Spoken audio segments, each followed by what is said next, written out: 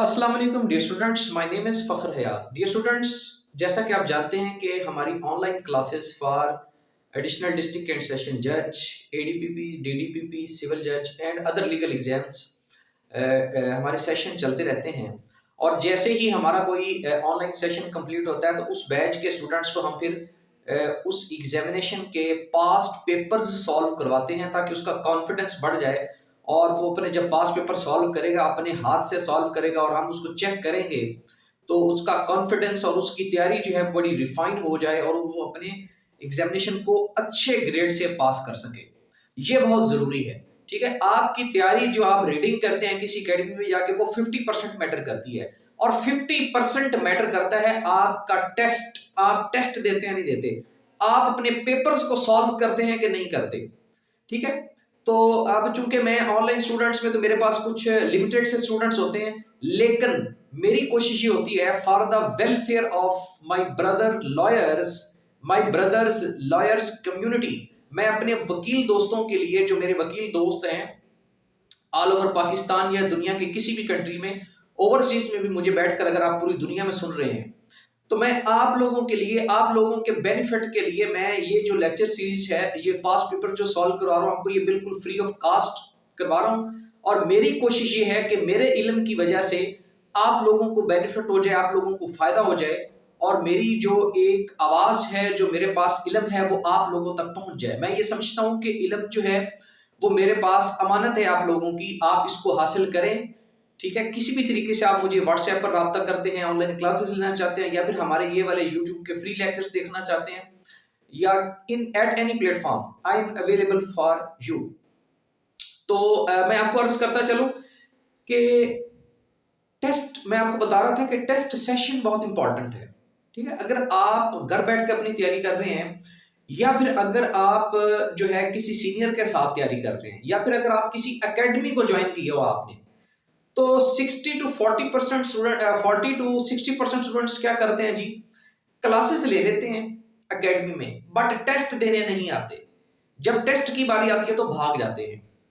तो it's mean कि आपने 50% अपनी तैयारी तो कर ली है, लेकिन जो टेस्ट देने से आपने पॉलिश होना था, जो आपके पेपर में निखार आना था, और सबसे बढ़ के बाद जो आपकी गलतियां दुरुस्त होनी थी, वो गलतियां आप अंदर ही अपने साथ लेकर चले गए। ठीक है, टेस्ट देना था, जब आपने लिख कर हमें चेक करवाना था, हमने देखना था कि आपका सवाल ठीक है या गलत है। चूंकि आपने टेस्ट तो दिए नहीं, टेस्ट देने से आप भाग गए, तो फिर आपकी वो वाली तैयारी 50% तो हो गई, लेकिन 50% आप अपनी गलतियों समेत घर वापस चले गए। आपने एकेडमीज की फीसेस भी दी, आपने बड़े बड़े शहरों में लाहौर, कराची, इस्लामाबाद में रह के हॉस्टल्स के खर्चे भी उठाए, ट्रांसपोर्ट के खर्चे भी उठाए, घर वालों से पैसे भी लिए। ठीक है, अपना टाइम भी जो है लगाया, अपनी मनी भी लगाई, अपनी कंसंट्रेशन भी लगाई, अपनी हेल्थ भी, आपने सब कुछ आपने लगा दिया, लेकिन आप अपना 100% लेकर नहीं गए। ठीक है, तो इसलिए नेग्लिजेंसी, जो टेस्ट वाली नेग्लिजेंसी है, ये बिल्कुल भी ना करें।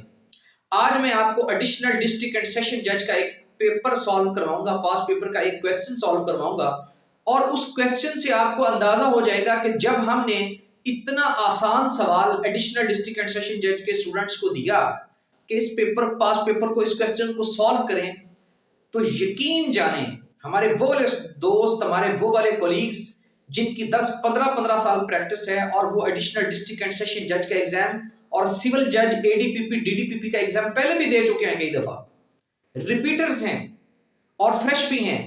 तो 60 टू 70% स्टूडेंट्स ने इतनी बड़ी गलती की एक सिंपल से क्वेश्चन में कि आपके होश उड़ जाएंगे। ठीक है, इसकी मेन रीजन क्या है? इसकी रीजन ये है कि कुछ लोगों ने अपनी तरफ से घर बैठ के तैयारी की है, किसी की गाइडेंस नहीं ली, एक ये रीजन है। दूसरी रीजन ये है कि अगर आप किसी सीनियर मेंटोर के पास जाते हैं, आप वहां जाके पूछते नहीं है कि सर इसकी exact meaning, exact philosophy, exact punishment, exact इसकी प्रोसिक्यूशन स्टोरी सारी मुझे बता दें, आप पूछते नहीं है। और तीसरी गलती है कि कुछ लोग जो हैं सीनियर्स, वो भी हर टॉपिक को डिटेल में जाके डिस्कस नहीं करते। और चौथी गलती ये है कि आप टेस्ट नहीं देते। जब आप टेस्ट देंगे और टेस्ट देकर आप चेक करवाएंगे तो फिर ही आपको पता चलेगा आपकी मिस्टेक कहां थी। तो एक इतना सिंपल सा क्वेश्चन है, लेकिन इस क्वेश्चन को जब स्टूडेंट्स को हमने सॉल्व करने के लिए दिया, तो आप यकीन जाने 70 to 80% स्टूडेंट्स ने इस क्वेश्चन को गलत सॉल्व कर दिया। और सवाल कितना आसान है आए हम देखते हैं। ये जनाब पेपर है एडिशनल डिस्ट्रिक्ट एंड सेशन जज पेपर लाहौर हाई कोर्ट, और ये सवाल जो है ये कोई बहुत ज्यादा एडवांस लेवल का नहीं है, बिल्कुल सिंपल क्वेश्चन है।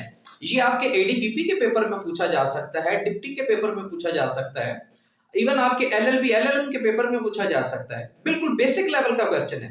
लेकिन अफसोस की बात तो ये है, ठीक है, कि इतनी हायर पोस्ट के लिए जो स्टूडेंट्स तैयारी कर रहे थे एडिशनल डिस्ट्रिक्ट एंड सेशन जज, असिस्टेंट सेशन जज के लिए, ग्रेड 20 की पोस्ट के लिए, उन्होंने भी इस सवाल को गलत सॉल्व कर दिया। उन्होंने क्या गलतियां की हैं आज हमको आपको बताएंगे। हम क्वेश्चन को भी सॉल्व करेंगे और क्वेश्चन को सॉल्व करने के बाद मैं आपको गलतियां बताऊंगा स्टूडेंट्स ने गलतियां क्या की थी। ठीक है जी जनाब, क्वेश्चन है जी, क्वेश्चन की स्टेटमेंट है एडिशनल डिस्ट्रिक्ट एंड सेशन जज का पेपर है 2019 का लाहौर हाई कोर्ट। इस क्वेश्चन में आपसे पूछा गया है what is difference, discuss difference and differentiate between electronic fraud and electronic forgery. ठीक है, कि इलेक्ट्रॉनिक फ्रॉड और इलेक्ट्रॉनिक फॉर्जरी को वजाहत करें, इनका डिफरेंस बयान करें। अब ये 10 नंबर का सवाल है, सपोज दैट सवाल तो बहुत आसान है, लेकिन जब स्टूडेंट्स ने इस सवाल को सॉल्व करना स्टार्ट किया, तो जब हमने शीट चेक की स्टूडेंट की, जब स्टूडेंट ने अपना टेस्ट दिया, तो 60% स्टूडेंट ने एक बहुत बड़ी गलती की। और वो गलती क्या थी मैं आपको बता देता हूं। देखें, एक लफ्ज है फ्रॉड और एक लफ्ज है फॉर्जरी। ये दोनों लफ्ज जो हैं ये आपकी पाकिस्तान पिनल कोड पीपीसी में डिफाइन किए गए हैं। पाकिस्तान पिनल कोड पीपीसी में ये दोनों कॉन्सेप्ट्स जो हैं, ये दोनों ऑफेंसेस जो हैं, फ्रॉड एंड फॉर्जरी, ये डिटेल के साथ बयान किए गए। ठीक है, लेकिन यहां पर स्टूडेंट ने ये नहीं देखा कि यहां फ्रॉड नहीं पूछ रहा आपसे, यहां आपसे इलेक्ट्रॉनिक फ्रॉड पूछ रहा है। स्टूडेंट्स ने ये नहीं देखा कि यहां आपसे सिंपल फॉर्जरी नहीं पूछ रहा, यहां आपसे इलेक्ट्रॉनिक फॉर्जरी पूछ रहा है। ठीक है जी, क्लास में जितने स्टूडेंट्स थे उन स्टूडेंट्स में से कुछ स्टूडेंट ऐसे थे जिन्होंने पीपीसी में जो डेफिनेशन बताई गई है या पीपीसी में जो बताया गया है फ्रॉड और फॉर्जरी, वो डिफाइन कर दी और साथ पीपीसी के सेक्शंस भी बता दिए, जो कि बहुत बड़ी मिस्टेक थी। आपका पूरे का पूरा सवाल गलत हो गया।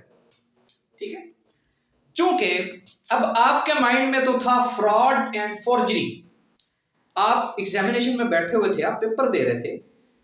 मैं आपको बताऊं कि हमारे पाकिस्तानी जो स्टूडेंट्स हैं इनकी मुस्तकिल मिजाजी नहीं है। ये लोग, अगर आप सेल्फ प्रिपरेशन कर रहे हैं तो आपने पीपीसी तो कई दफा पढ़ी है, अब पीपीसी में जब आपने फ्रॉड एंड फॉर्जरी पढ़ा वो आपके माइंड में हो गया फिक्स। ठीक है, अब पाकिस्तान जो है आपका prevention of electronic crimes act, पीका 2016 का जो एक्ट है, उसको अगर आपने डिटेल के साथ समझ के नहीं पढ़ा, उसके टेस्ट नहीं दिए, तो आपके माइंड में तो फ्रॉड एंड फॉर्जरी वाली डेफिनेशन वही चल रही थी जो पीपीसी में है। और यकीन करें मोस्टली स्टूडेंट्स ने फ्रॉड एंड फॉर्जरी को विद पीपीसी के रेफरेंस देकर साथ और सेक्शन बता के उन्होंने डिफाइन कर दिया और अपना पूरा का पूरा सवाल गलत करवा लिया, क्रॉस करवा लिया। एक बहुत बड़ी बिग मिस्टेक्स तो स्टूडेंट्स ने ये की कि आपको पता ही नहीं है, आप पेपर में बैठे हैं, पेपर सॉल्व कर रहे हैं। ठीक है, 10 इयर्स स्टैंडिंग होनी चाहिए एडिशनल डिस्ट्रिक्ट एंड सेशन जज के पेपर के लिए, इतनी आपकी एज हो चुकी है। ठीक है, लेकिन आपको ये शऊर ही नहीं हुआ, या आप इतने पजल थे पेपर सॉल्व करने में, या आपके माइंड में कुछ स्ट्रेस चल रहा था, या आपको लग रहा था कि टाइम थोड़ा रह गया पेपर का। तो आपने गलती क्या की है, आपने गलती की कि आपने फ्रॉड और फॉर्जरी को डिफाइन कर दिया पीपीसी के कॉन्टेक्स्ट में। आपका पूरा का पूरा सवाल गलत क्रॉस हो गया जी। ठीक है, चूंकि यहां पर आपसे फ्रॉड एंड फॉर्जरी नहीं पूछा गया था, यहां पर आपसे electronic fraud and electronic forgery पूछी गई थी, जो कि डिफाइन की गई है पीपीसी में, डिफाइन नहीं की गई, जो कि डिफाइन की गई है the prevention of electronic crimes act पीका 2016, इस एक्ट में डिफाइन की गई है। तो आप अंदाजा लगा लें कि ये हमारे वो वाले स्टूडेंट्स हैं जो एडिशनल डिस्ट्रिक्ट एंड सेशन जज के लेवल का पेपर सॉल्व कर रहे हैं। ठीक है, आप अपना कैलिबर देख लें। अब इसके पीछे वजह क्या है, वजह यही है कि आपने किसी अच्छी एकेडमी को ज्वाइन नहीं किया, आपने किसी अच्छे सीनियर मेंटोर को ज्वाइन नहीं किया, आपने पेपर सॉल्व नहीं करके किसी को दिखाया। अगर आपने टेस्ट दिए होते और अगर आपकी ये करेक्शन हुई होती तो आपको आज इस इतनी बड़ी गलती का आपको सामना ना करना पड़ता। और मोस्टली स्टूडेंट्स ने जब पेपर सॉल्व किया होगा एडिशनल डिस्ट्रिक्ट एंड सेशन जज का, मैं कह सकता हूं लाहौर हाई कोर्ट का, तो मेरा ख्याल है कि अगर इस क्लास में बैठ के स्टूडेंट्स ने गलती की है ये वाली, तो सो होप उम्मीद की जा सकती है कि आपने अपने एग्जामिनेशन में भी की होगी। जब आपने एडिशनल सेशन का एग्जाम दिया होगा, मैं उम्मीद करता हूं कि अगर आप जो है उस वक्त आप जल्दी में थे या आपने इस डेफिनेशन को ठीक नहीं देखा इलेक्ट्रॉनिक फ्रॉड को, तो फिर आपने पीपीसी वाला लिख दिया होगा और आपका सवाल गलत हो चुका होगा। ठीक है, तो इस तरह की मिस्टेक से आप किस तरह बच सकते हैं? जब आप एक अच्छा प्लेटफॉर्म ज्वाइन करते हैं, जब आप डीप जाके पढ़ते हैं, जब आप टेस्ट देते हैं। ठीक है जी।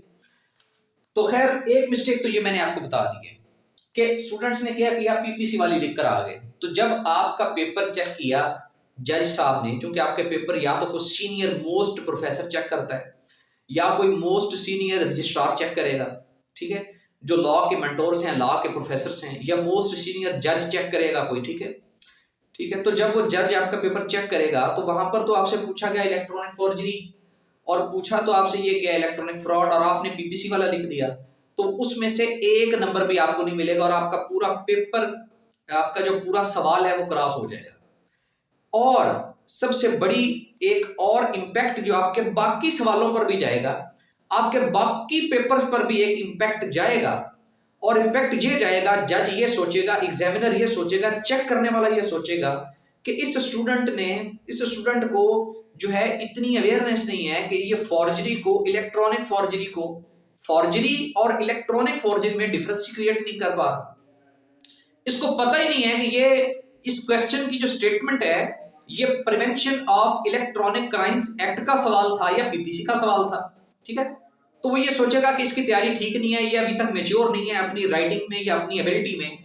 तो सो होप कि आपका वो वाला बैड इंपैक्ट आपके पूरे पेपर पर जाए और आपका पूरा पेपर ही जो है वो एग्जामिनर के माइंड में मशकूक हो जाए कि इसको नॉलेज नहीं है, इसके पास स्किल्स नहीं है, इसकी तैयारी अच्छी नहीं है, और आपका पूरा पेपर ही डैमेज हो जाए, या फिर आप फेल हो जाएं, या आपके बाकी सवालों में भी वो जो है आपको मार्क्स कम दे दे, इसी वजह से कि वो ये समझे कि आप मैच्योर नहीं है। ठीक है, अब ये मेरी गलती आपने नेक्स्ट टाइम नहीं करनी। अच्छा जी, एक तो ये मिस्टेक थी। दूसरी ये मिस्टेक थी कि जब स्टूडेंट्स ने एग्जांपल्स दी तो फ्रॉड की एग्जांपल्स दे दी, इलेक्ट्रॉनिक फ्रॉड की एग्जांपल्स नहीं दी।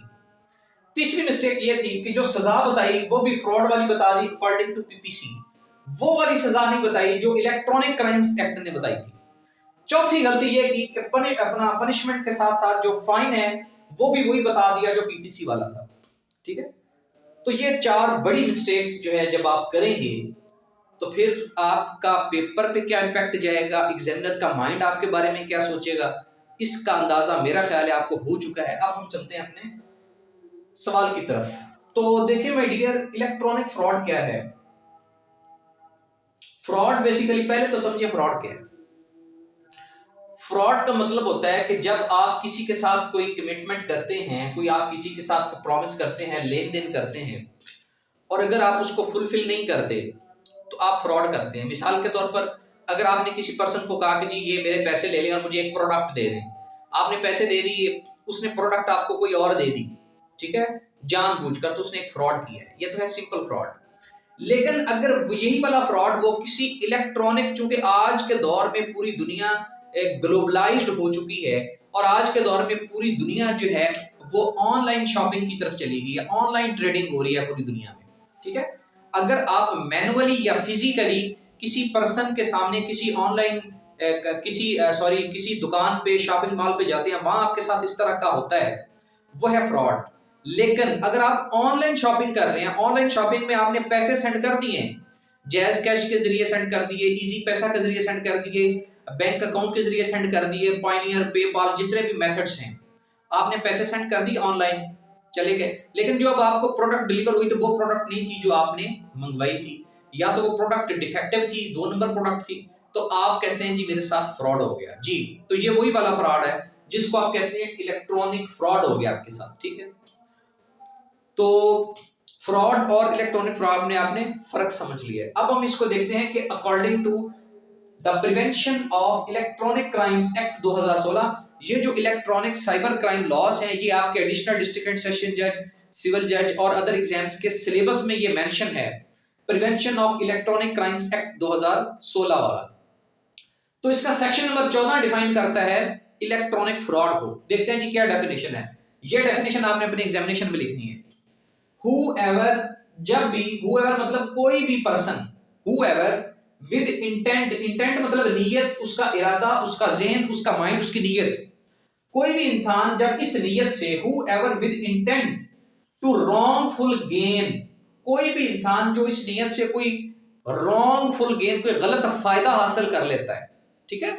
जब आपने ऑनलाइन शॉपिंग के लिए जैज़ कैश से पैसे सेंड किए किसी कंपनी को, अब उस कंपनी को तो फायदा हो गया, उनको तो पेमेंट चली गई आपकी, यानी उनको गेन हासिल हो गया। गेन मतलब उनको कुछ हासिल हो गया, लेकिन जो उस पेमेंट के बदले में उन्होंने आपको प्रोडक्ट दी, वो प्रोडक्ट कोई और भेज दी, या वो प्रोडक्ट जो है वो डिफेक्टिव भेज दी, या भेजी नहीं है, तो उसका जो गेन है, फिर जो उसने गेन हासिल किया है वो फिर रॉन्गफुल गेन हो गया, ठीक है।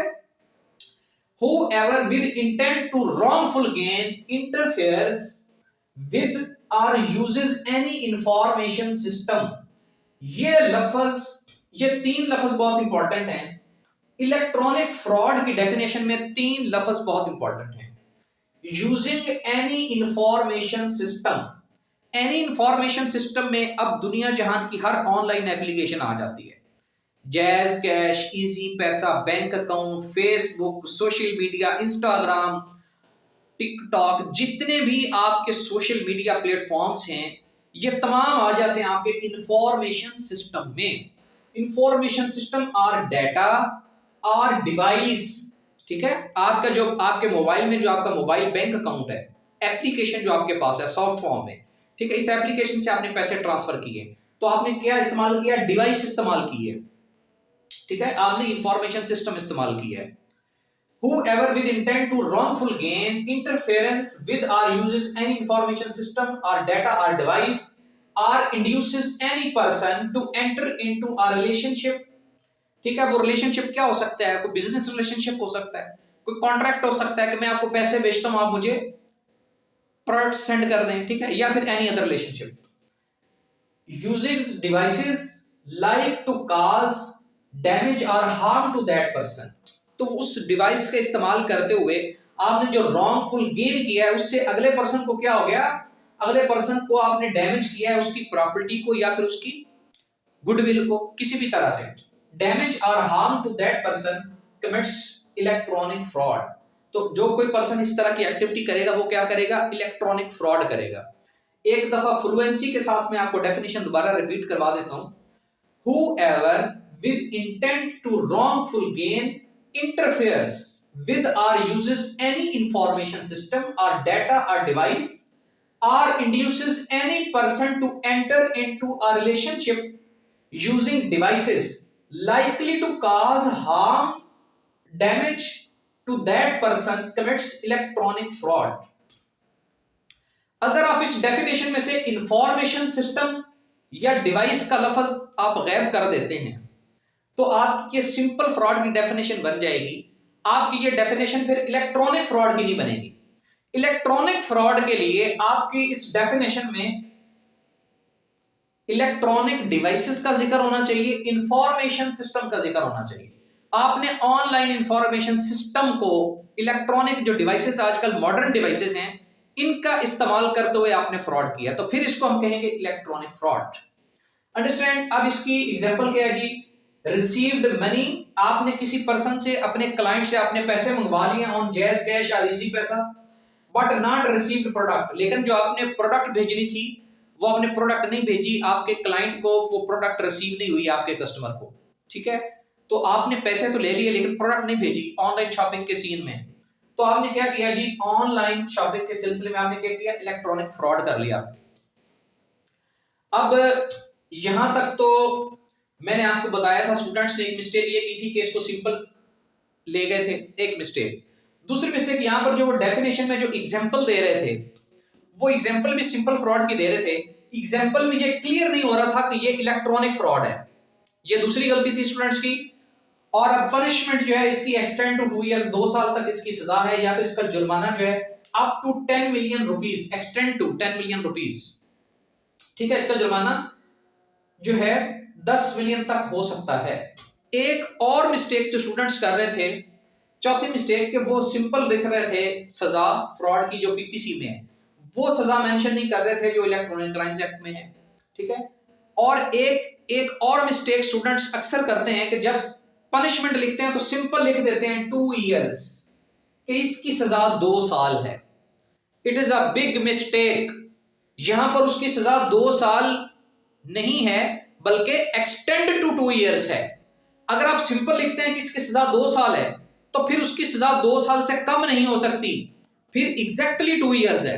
लेकिन आपके इलेक्ट्रॉनिक क्राइम्स एक्ट और आपकी जितने भी आपके ऑफेंसेस हैं, पीपीसी के जितने भी स्टैट्यूट्स हैं, सब्सटेंशियल लॉस हैं, वहां पर सिंपल नहीं लिखा था 2 ईयर, वहां पर लिखा था एक्सटेंड टू 2 इयर्स, कि 1 दिन से लेके या 1 मिनट से लेके 1 सेकंड से लेके 2 साल तक हो सकती है। तो जब भी आपने पनिशमेंट लिखनी है, आपने साथ ये लफ्ज जरूर लिखना है, extend, extend to 2 years, extend to 1 year, extend to 5 years.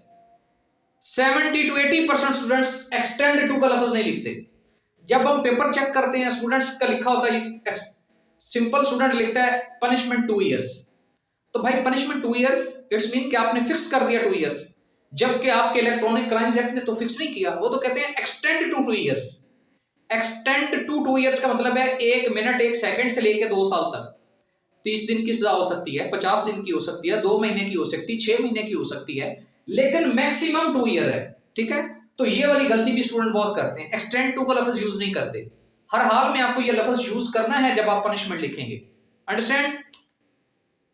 और बिल्कुल इस तरह से जब आप जुर्माना लिखेंगे, फाइन की बात करेंगे, तो फाइन में आपने सिंपल नहीं लिखना 10 इयर्स, 10 मिलियन या 5 मिलियन, उसमें भी आपने साथ लिखना है extend to 5 million, extend to 10 million. ठीक है जी, तो ये मैंने आपको इसकी डेफिनेशन भी बता दी है, एग्जैक्ट जो इलेक्ट्रॉनिक क्राइम्स की डेफिनेशन है, इलेक्ट्रॉनिक फ्रॉड की डेफिनेशन, साथ आपको इसकी एग्जांपल, इलेक्ट्रॉनिक फ्रॉड की एग्जांपल, इलेक्ट्रॉनिक फ्रॉड की पनिशमेंट और इलेक्ट्रॉनिक फ्रॉड की मैंने आपको इसका फाइन भी बता दिया है। तो ये है आपका पूरा का पूरा इलेक्ट्रॉनिक फ्रॉड। अब स्टूडेंट एक और गलती करते हैं, स्पेशली वो वाले स्टूडेंट जो घर बैठ के तैयारी करते हैं और टेस्ट भी नहीं देते, और फिर ये समझते हैं कि हमारा पेपर तो बहुत अच्छा हुआ है। वो एक गलती और भी करते हैं, ये भी सुन लें। एक गलती वो ये करते हैं कि जनाब इलेक्ट्रॉनिक फ्रॉड की डेफिनेशन तो लिख दी, ठीक है, बस अपनी तरफ से डेफिनेशन लिख दी और उसको एक्सप्लेन कर दिया, वो साथ उसकी एग्जाम्पल भी नहीं लिखते, पनिशमेंट भी नहीं लिखते और फाइन भी नहीं लिखते। ठीक है जी, तो ये भी एक बहुत बड़ी मिस्टेक है। अगर आप अपनी डेफिनेशन को बेयर एक्ट में से पढ़ें, इलेक्ट्रॉनिक क्राइम्स या इलेक्ट्रॉनिक फ्रॉड की डेफिनेशन में, तो उसी डेफिनेशन में जो सेक्शन 14 आपको बता रहा है, उसी डेफिनेशन में जहां पर इलेक्ट्रॉनिक फ्रॉड को डिफाइन किया गया है, उसी के साथ उसकी सजा और फाइन भी बताया गया है। तो 50% स्टूडेंट डेफिनेशन लिख के एक पैराग्राफ कंप्लीट करके छोड़ देते हैं और बड़ी खुशफहमी में रहते हैं कि मेरा सवाल बहुत अच्छा अटेम्प्ट हो गया। तो माय डियर, आपने जस्ट डेफिनेशन लिखी है, अगर डेफिनेशन 5 नंबर की है तो आपको, अगर तो आपने ठीक लिखी है तो आपको 2 नंबर मिलेंगे, आपको 5 नहीं मिल सकते। और अगर आपने डेफिनेशन भी लिखी है और आपने एग्जाम्पल भी दी है, आपने पनिशमेंट भी बताई है, आपने फाइन भी बताया है, तो फिर आप उम्मीद रखें कि इंशाल्लाह 5 में से आपको 4 नंबर मिल जाएंगे। तो ये वो चीजें हैं जो आप जब आप टेस्ट देंगे तो फिर आपको ये चीजें सारी समझ आएंगी। घर बैठ के आपको ये चीजें समझ नहीं आ सकती, ना ही अपना पेपर आप उस तरह से सॉल्व कर सकते हैं जिस तरह से आपको सॉल्व करना चाहिए। तो स्टूडेंट ने क्या किया जी, पीपीसी की डेफिनेशन लिख के इसमें फ्रॉड में ना ये लिखा, ना पनिशमेंट बताई, ना एग्जाम्पल बताई और ना फाइन बताया, और जब पेपर दे के बाहर निकले हॉल के सामने तो जनाब एक सिगरेट का कश लगाया और धुआंधार जनाब बहस हो रही है, बाहर खड़े हो गए और अपने कोलीग्स को बता रहे हैं हंसी खुशी के माशाल्लाह पेपर बहुत अच्छा हो गया है, इस दफा तो 100% पास हो जाएगा। ठीक है, तो जब रिजल्ट आया तो फेल हो गया था, या फिर अगर फेल नहीं हुआ था तो मेरिट में नहीं आया, एग्रीगेट ही नहीं बना, जो कि 50% एग्रीगेट मस्ट है। अगर आप 1000 मार्क्स का टेस्ट दे रहे हैं, अगर आपके एग्जामिनेशन के 1000 नंबर हैं तो 50% एग्रीगेट जरूरी है, जो कि 500 नंबर हैं। अगर 400 का पेपर है, सारे पेपर्स हैं, तो 200 एग्रीगेट जरूरी है। तो जब आपने डेफिनेशन सिर्फ लिख दी, साथ ये लिखा ही नहीं, तो 5 में से आपको 2 नंबर मिल गए। वो 2 नंबर आप कम करते जाए तो आपका एग्रीगेट खत्म हो गया, आप मेरिट लिस्ट में नीचे आ गए। ये वो वाली मिस्टेक्स हैं, ये वो वाली आपकी डेफिशिएंसीज हैं, ये आपकी वो वाली लैक ऑफ स्किल्स हैं जो आपको खुद नहीं पता। आपको टीचर ही बता सकता है, आपको मेंटोर ही बता सकता है, आपको उस्ताद ही बता सकता है। आपको तब भी पता चल सकती है जब आप टेस्ट देंगे, अदरवाइज आपको पता नहीं चल सकती। और आप गलतियों समेत पेपर सॉल्व करने चले जाएंगे, जैसे कि पहले जाते हैं और फेल होके आ जाते हैं। ठीक है, तो आप गलतियों समेत एग्जामिनेशन में जाके बैठ जाएंगे और गलतियों समेत पेपर में भी गलतियां जो हैं वो डिलीवर करके आ जाएंगे। तो बराए मेहरबानी इन चीजों का ख्याल रखें, किसी अच्छी एकेडमी में जाएं, अच्छे प्लेटफॉर्म पे जाएं, टेस्ट दें और अपने आप को पॉलिश करें ताकि आप लोग पास हो सकें। तो ये था जनाब आपका इलेक्ट्रॉनिक फ्रॉड। अब हम देखेंगे इलेक्ट्रॉनिक फोर्जरी को। अच्छा, फॉर्जरी होती क्या है? बेसिकली फॉर्जरी का मतलब ये होता है कि किसी भी डॉक्यूमेंट को एडिट करना, किसी भी डॉक्यूमेंट में अपनी तरफ से कोई तब्दीली ऐसी कर देना कि वो डॉक्यूमेंट अगले बंदे को शो करवाना कि ये डॉक्यूमेंट जेन्युइन है। आप अगर कोई झूठा स्टाम्प पेपर बना लेते हैं, इट इज फॉर्जरी। अगर आप किसी के झूठे सिग्नेचर कर लेते हैं, वो बंदा अवेलेबल नहीं था, आपने सिग्नेचर कर दिए, इट इज फॉर्जरी। अगर किसी थंब इंप्रेशन मिस्टर असलम का लगाना था, लगा मिस्टर अकरम ने दिया, इट इज फॉर्जरी। तो ये सब कुछ क्या फॉर्जरी है। बट यहां पर आपसे फॉर्जरी नहीं पूछी गई, यहां पर आपसे इलेक्ट्रॉनिक फॉर्जरी पूछी गई है। गलती वही स्टूडेंट ने करनी है कि फॉर्जरी लिख कर आ जाना है। यहां पर फॉर्जरी नहीं पूछी गई, यहां पर इलेक्ट्रॉनिक फॉर्जरी पूछी गई है। सिंपल फॉर्जरी डिफाइन की गई है पीपीसी पाकिस्तान पिनल कोड में, बट इलेक्ट्रॉनिक फॉर्जरी डिफाइन आपकी की गई है prevention of electronic crimes act 2016 में। ठीक है, तो अब फॉर्जरी तो आपको समझ आ गई कि फॉर्जरी क्या है, तो बट अब इलेक्ट्रॉनिक फॉर्जरी क्या है, इसके हम एक एग्जांपल लेते हैं। मिसाल के तौर पर आजकल जिस तरह से सारा सिस्टम मॉडर्न हो चुका है और ऑनलाइन सिस्टम है, आपने क्या किया कि आपने अपना थंब इंप्रेशन लगाना है, किसी मॉडर्न डिवाइस के ऊपर आपने थंब इंप्रेशन लगाना है। तो वो थंब इंप्रेशन आपने कॉपी करवा लिया, या उसको जिस तरह से उसमें 2 नंबर जाली थंब इंप्रेशन बन जाते हैं वो आपने बनवा लिया, और वो आप किसी जगह पे यूज कर देते हैं, लेकिन आप उस जगह पे अवेलेबल नहीं होते। इस्तेमाल क्या करते हैं, मॉडर्न डिवाइसेस का इस्तेमाल करते हुए आप फॉर्जरी जब भी करेंगे उसको कहेंगे इलेक्ट्रॉनिक फॉर्जरी। ठीक है, सिंपल फॉर्जरी और इलेक्ट्रॉनिक फॉर्जरी में फर्क समझ लें कि आप अगर मैनुअली फिजिकली किसी जगह पर जाकर एक फिजिकल सिस्टम में अगर आप कोई एडिट करेंगे, कोई चीज करेंगे, फॉर्ज डॉक्यूमेंट बनाएंगे, झूठा डॉक्यूमेंट बनाएंगे या उसका इस्तेमाल करेंगे, वो है फॉर्जरी। लेकिन अगर वही डॉक्यूमेंट आप ऑनलाइन एडिट करेंगे, ऑनलाइन एडिट करके किसी इलेक्ट्रॉनिक डिवाइस में आप इस्तेमाल करेंगे, किसी ऑनलाइन ईमेल का आप इस्तेमाल करेंगे, वहां पे आप कुछ फॉर्ज्ड वर्ड्स यूज करेंगे, तो वो है electronic forgery.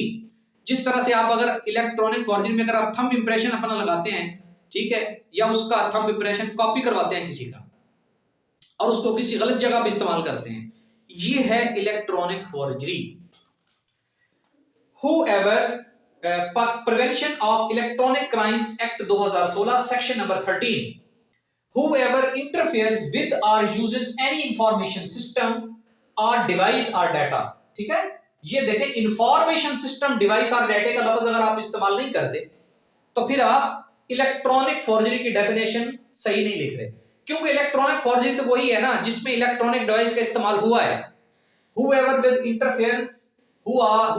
interferes with or uses any information system, device or data with intent to cause damage or injury to the public or to any person, to make any illegal claim or title by using it for any legal or illegal purpose and showing it genuine, it is called electronic forgery।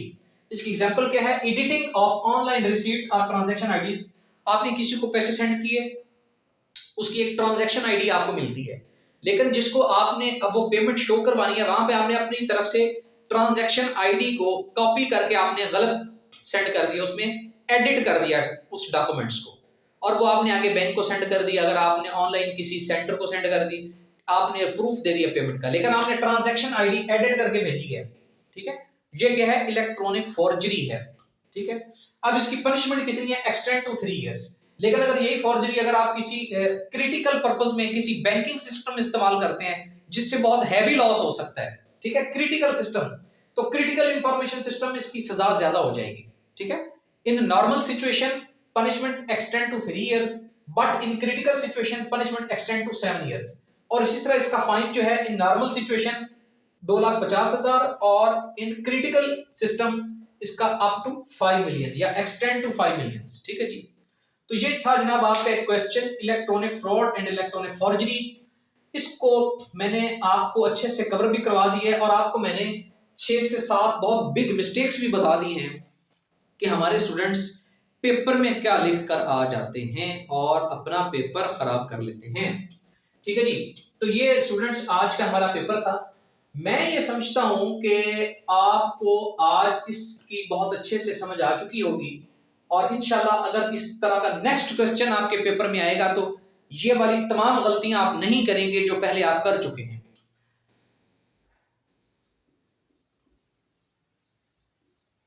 Ji students, तो ये जनाब हमारी academy का online WhatsApp number है। अगर आप civil जज, additional session जज, एडीपीपी, डीडीपीपी या किसी भी लीगल एग्जाम्स की तैयारी करना चाहते हैं, टेस्ट देना चाहते हैं, हमारी ऑनलाइन क्लासेस होती हैं जूम सॉफ्टवेयर के ऊपर। अगर आप हमारी ऑनलाइन क्लासेस ज्वाइन करना चाहते हैं तो जनाब हमारा ये व्हाट्सएप नंबर है 0313 मैं रिपीट कर देता हूं 0313 इसके ऊपर व्हाट्सएप बना हुआ है। व्हाट्सएप, इस व्हाट्सएप के ऊपर आप हमें वॉइस एसएमएस सेंड कर सकते हैं, अपना नाम लिखकर मैसेज सेंड कर सकते हैं और हमसे क्लासेस की डिटेल्स वगैरह पूछ सकते हैं। तो मैं उम्मीद करता हूं कि ये जो एक इल्म मेरे पास था, मैंने आप सब के बेनिफिट के लिए ये वाला लेक्चर फ्री ऑफ कास्ट आप लोगों तक पहुंचा दिए है। मैंने अपना हक अदा कर दिया है। अब आप जो है अपनी अच्छी तैयारी करें, इस तरह के पास्ट पेपर्स को सॉल्व करें।